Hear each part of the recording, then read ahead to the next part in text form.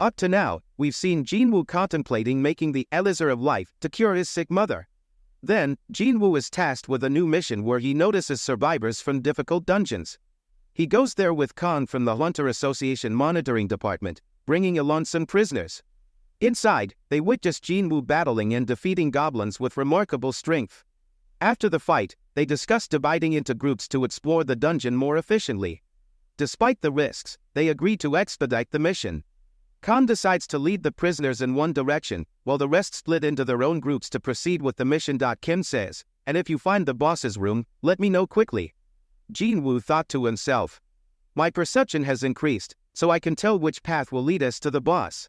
So, to gain points, we'll have to defeat the boss," Jinwoo said. "Alright, let's head left, Mr. Son," he continued. So, Kim and his partner followed the path to the center. Then, the person said, "I hope this mission goes well." Kim replied, "It should go well because they brought the weakest hunters here. So, this danger should be easy." Then the person said, "We thought the same last time, but look what happened." Kim responded, "I decided. When this mission is over, I'll apologize to Jin for leaving in there. You also remember that we left him behind at that time. I did it for the sake of our family, but that doesn't change the fact that I left our teammates there to die. If we want to continue being hunters, we'll have to admit our mistakes." Then the person asked, "Will he forgive us?" Kim replied, "He may never forgive us, but we should still apologize to him." And then they continue forward, and here we see all the prisoners have killed all the goblins. Then Khan says, "If you guys had killed them, tell me if they were humans too, would you kill them like this?" Then a person says, "Humans are different from monsters, so it doesn't feel right to kill them like this." Then we're shown a flashback. A place where a girl's father talks to Khan, saying 3 people ruined his daughter's life, leading her to commit suicide, and his wife is hospitalized due to mental trauma. But those people will be released in a few years, as if nothing happened, and they'll even have their hunter licenses. I've heard that if hunters participate in red missions, their punishment will be reduced. This is completely wrong. My daughter is gone because of them, and she'll never come back. So, I'm giving you 3 billion, but please, kill those people for me. No one will know what happened there. So, please do it, Khan says. After we leave from here, I'll inform the service team that you encountered 100 goblins there, and you guys killed them. Then we see Kim and his partner approaching Khan, where he has already killed 2 people, and while killing the last person, he says, "Don't think you'll die so easily, because I'm going to torture you a lot before killing you." And I've been told to do just that. Then Kim asks, "What are you doing?" Khan says, "The 2 paths were connected, meaning the left path leads to the boss. This saved me a lot of time." Then he breaks the prisoner's head with a rock and starts moving forward towards Kim and his partner. At that moment, Jinwoo thinks, this is the same Khan who came to meet me at the hospital.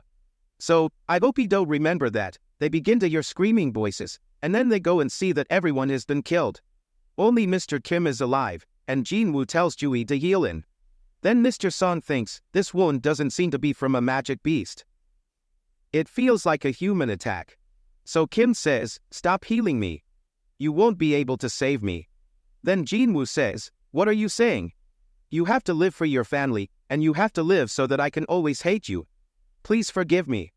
I didn't want to apologize like this, but I have no other way." And then he dies. Then Khan attacks Jui, but Jinwoo saves her. Then Khan says, "You're amazing. I wanted to kill the healer first, but I didn't expect you to stop me." So Mr. Son says, "What have you done? You're from the Hunter Association, aren't you? How could you do this?" So Khan says, "I have a story in my mind. I was going to tell everyone that you guys were killed by goblins, but now I'll change the story. This time I'll say that criminals were running away, which is why they killed you. And when I was fighting the boss, they attacked me too, but their strength was so low that they couldn't do anything to me. So, how did you like this story?" Then Jinwoo says, "This is very useless." Then Mr. Son stops him, saying, "You can't do this, Jinwoo. Let me defeat him." Then he takes Kim's sword and thinks, "It's been quite some time since someone challenged me so aggressively, and this is a Birek hunter, much stronger than me. So I'll need Jui's help."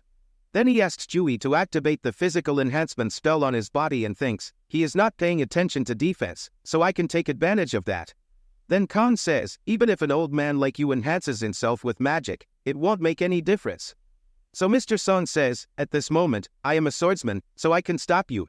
Then Khan attacks Mr. Son, but Son managed to block his attack.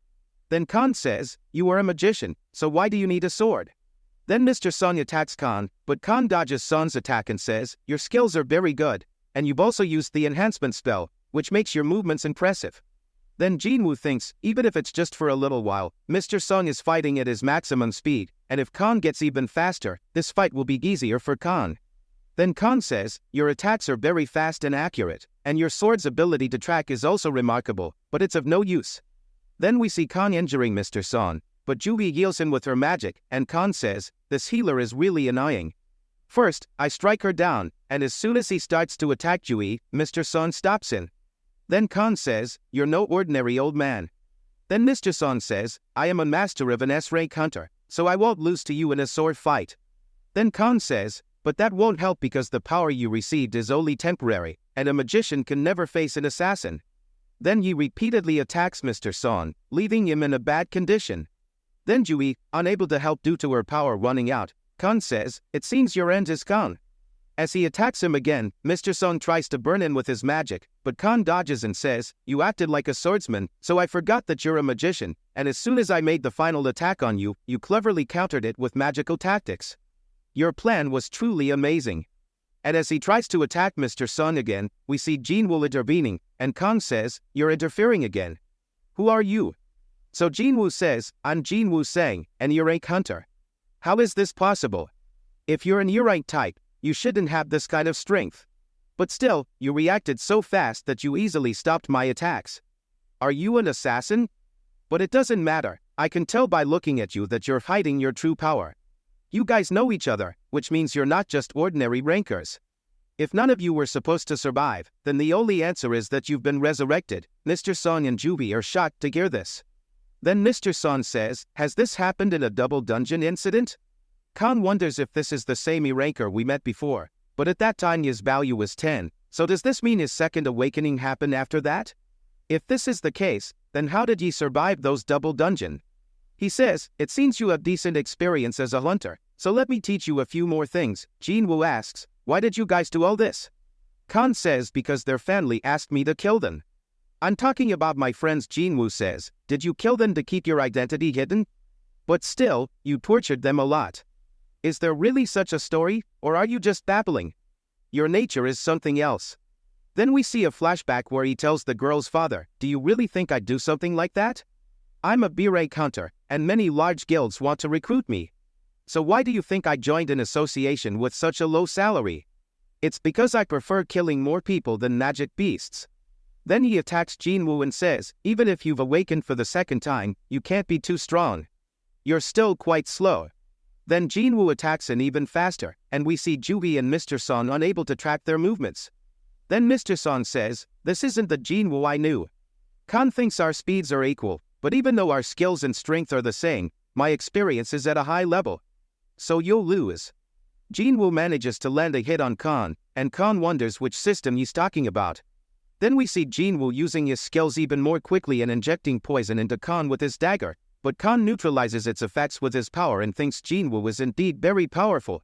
So he decides it's time to show some interest and then disappears, saying, "I've completely hidden myself, but your senses are still sharp.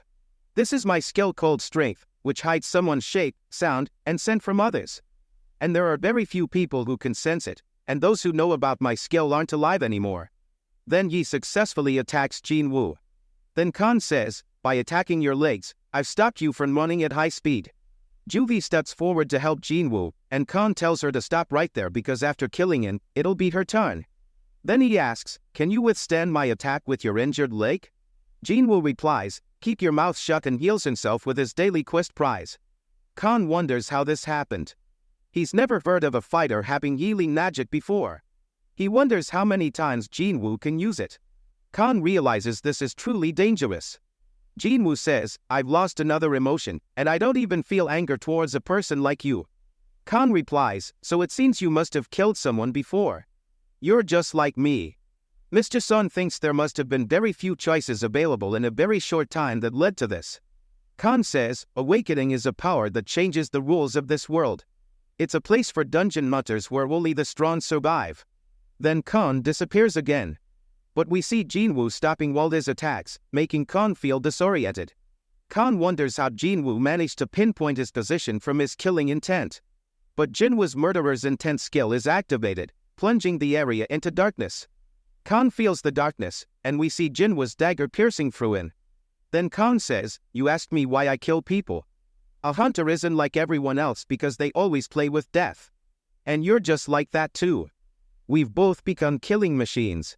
So, the loser among us will die. That's the logical rule.